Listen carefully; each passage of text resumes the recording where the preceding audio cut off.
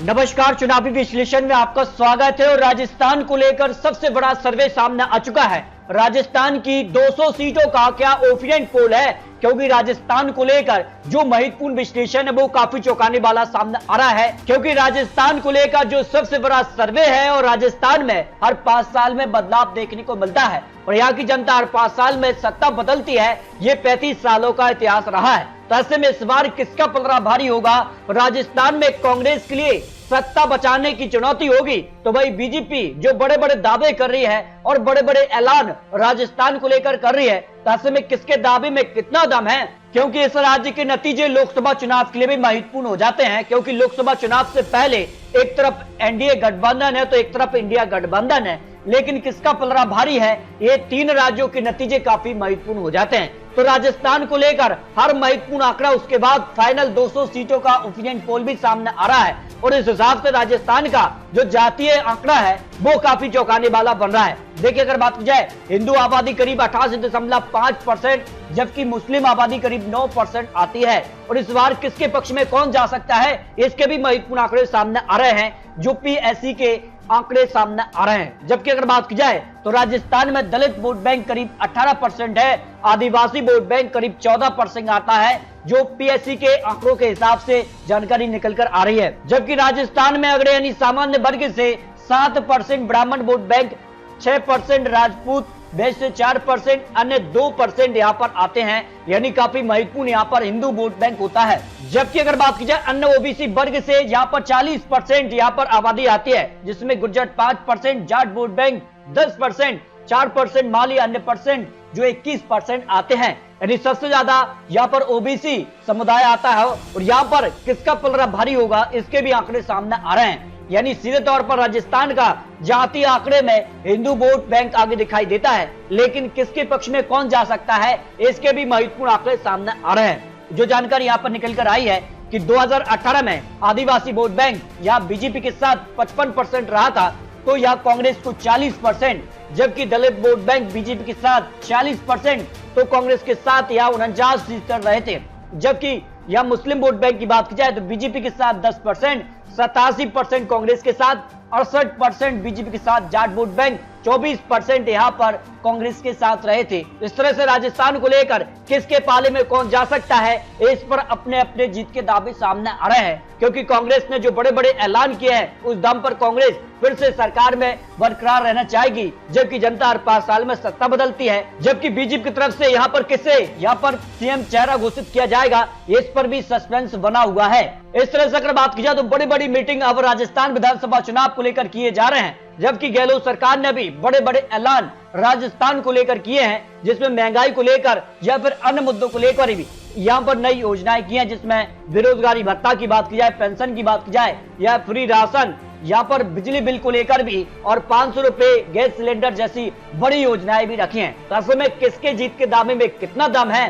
क्या कांग्रेस को गहलोत फिर से जिता पाएंगे, या फिर जो आंकड़े बन रहे हैं वो काफी चौंकाने बन रहे हैं, जिस पर सीएम का चेहरा कौन सबसे आगे दिखाई दे रहा है, जो सी वोटर का ओपिनियन पोल रहा है। इसमें देखिए, अशोक गहलोत 35% लोगों की पसंद बने हुए है, बसंत राजे 25%, सचिन पायलट 19%, राजेंद्र सिंह शेखावत को 9% और राज्यवर्धन सिंह राठौर को 5%, अन्य को 7% के तौर पर यहाँ पर पसंदीदा मुख्यमंत्री के तौर पर देखना चाहेंगे। लेकिन जो आंकड़े हैं यहाँ पर 200 सीटों के, वे काफी चौंकाने वाले रहे।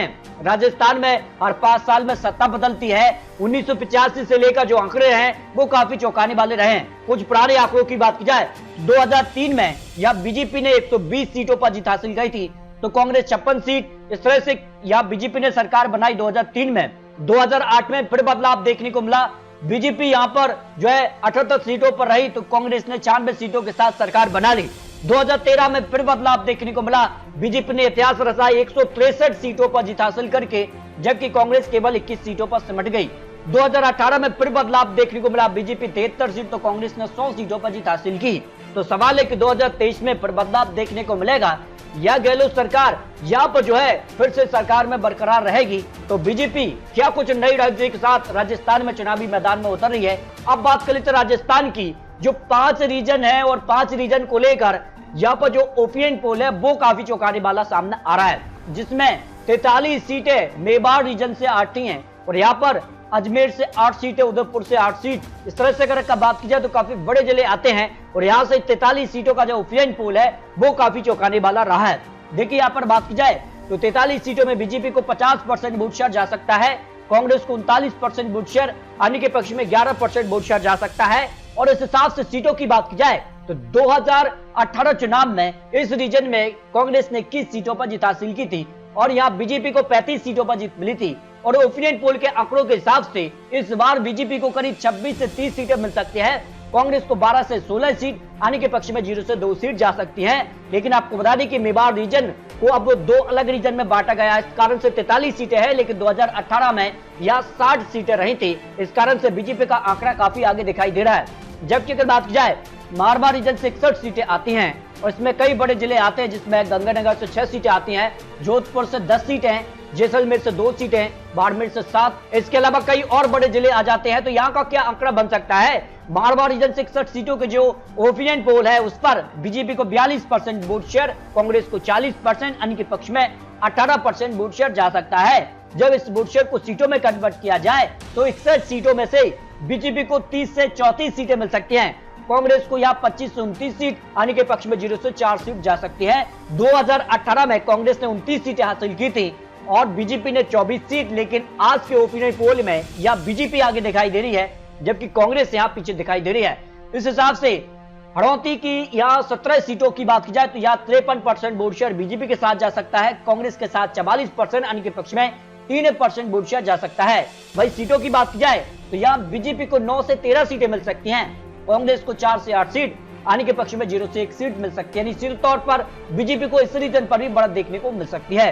डोडा रीजन से 58 सीटें आती हैं और वोट शेयर के मामले में बीजेपी 40%, कांग्रेस को 42%, अन्य के पक्ष में 12% वोट शेयर जा सकता है। और इस वोट शेयर को जब सीटों में कन्वर्ट किया जाए तो फिर देखिए डोडा रीजन से बीजेपी को 31 से 35 सीटें मिल सकती है, कांग्रेस को 23 से 27 सीट, अन्य के पक्ष में 0 से 2 सीट की संभावना दिखाई दे रही है। यानी डोडा रीजन पर भी बीजेपी आगे दिखाई दे रही है।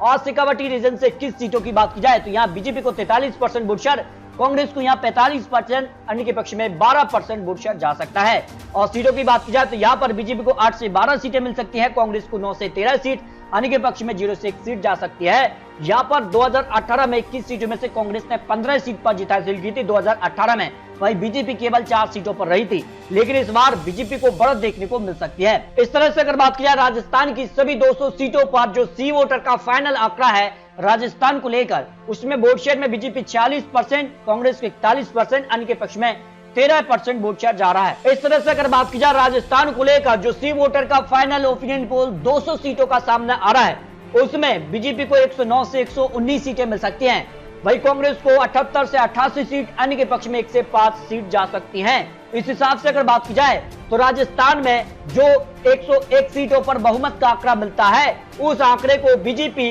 अपने दम पर छूती नजर आ रही है, जबकि कांग्रेस यहाँ पर 78 से 88 सीटों के आसपास दिखाई दे रही है। इस हिसाब से जनता जिस कार से हर 5 साल में सत्ता बदलती है, उसी आंकड़े को दोहराती नजर आ रही है। यानी 2023 में आज अगर विधानसभा चुनाव राजस्थान में होते हैं तो फिर बीजेपी को बहुमत का आंकड़ा मिल सकता है, लेकिन कांग्रेस कड़ी टक्कर यहाँ दे सकती है। तो आपको क्या लगता है राजस्थान को लेकर, क्या कांग्रेस की सरकार बरकरार रहेगी? गहलोत सरकार बड़े बड़े ऐलान कर रही है और राजस्थान को लेकर यहाँ पर जो है जिस कार से महंगाई हो या फिर अन्य मुद्दों को लेकर भी अब चुनावी मैदान में उतर गई है बीजेपी, जबकि गहलोत सरकार को घेरती नजर आ रही है। लेकिन जनता तय करेगी राजस्थान में किसकी सरकार बनेगी, क्योंकि हर 5 साल में सत्ता बदल जाती है। तो आपको क्या लगता है राजस्थान को लेकर अपनी राय रख सकते हैं। आपको बता दें चुनावी आंकड़े चुनावी अनुमान है और राजस्थान में आने वाले वक्त में किस प्रकार के चुनावी वादे और चुनावी प्रचार होंगे और टिकट बंटवारे के बाद दल बदल भी देखने को मिलते हैं, उसके बाद आंकड़े बदल सकते हैं। तो मिलते हैं दोस्तों और लेटेस्ट और महत्वपूर्ण विश्लेषण के साथ, तब तक के लिए जय भारत।